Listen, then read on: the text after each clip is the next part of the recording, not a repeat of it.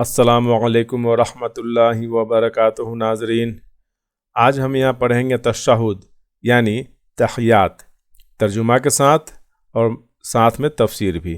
تحیات کے اوپر میں آلریڈی 2 ویڈیو کلپ بنا چکا ہوں جس میں ہم لوگوں نے پڑھنا سیکھا ہے تلفظ کے ساتھ۔ بسم اللہ الرحمن الرحیم۔ التحیات للہ والصلوات والطیبات۔ السلام علیک ایہا النبی ورحمۃ اللہ وبرکاتہ۔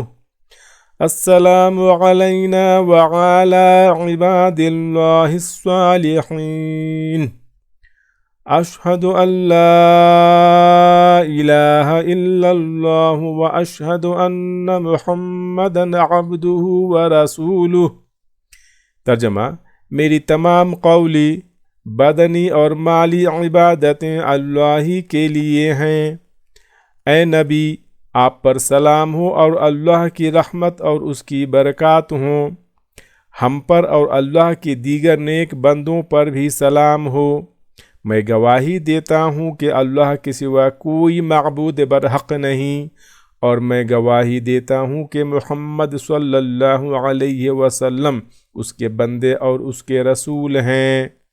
وضاحت تفسیر: التحیات یعنی میری تمام قولی عبادتیں، یعنی وہ عبادات جو بول کر ادا کی جاتی ہیں، جیسے تلاوت، قرآن کریم، ذکر اذکار وغیرہ۔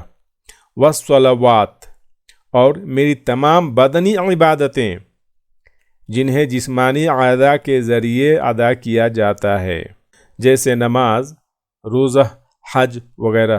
اور والطیبات یعنی میری تمام مالی عبادتیں جن کا تعلق مال خرچ کرنے سے ہے، جیسے زکوٰۃ، صدقات وغیرہ، ساری کی ساری صرف اللہ ہی کے لیے ہیں۔ سیدنا عبداللہ بن مسعود رضی اللہ عنہ فرماتے ہیں، میں رسول اللہ صلی اللہ علیہ وسلم کے سامنے 2 زانو ہو کر بیٹھا تھا۔